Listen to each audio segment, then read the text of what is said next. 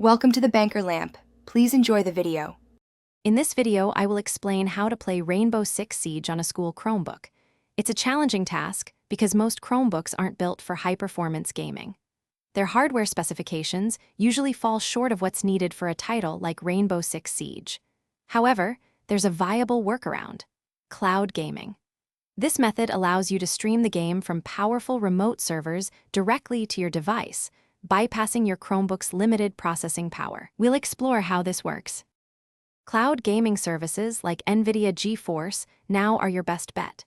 GeForce Now allows you to stream games you already own from platforms like Steam or Ubisoft Connect.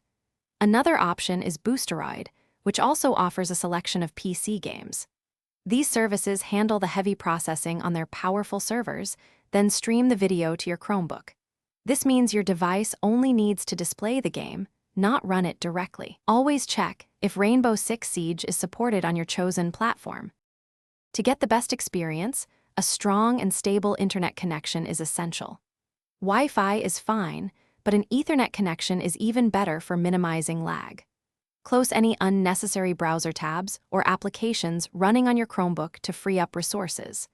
While you can use the trackpad, an external mouse will significantly improve your aiming and overall gameplay in a fast-paced shooter like Rainbow Six Siege. Adjusting in-game graphics settings within the cloud service can also help optimize performance.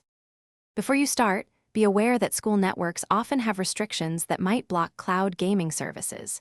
It's wise to check your school's acceptable use policy regarding external applications and gaming.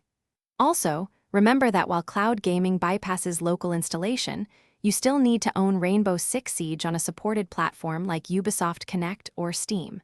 For more information and other deals, check the description below. Enjoy playing, but always prioritize your schoolwork. Thanks for watching. If this was helpful, leave a like and consider subscribing. See you next time.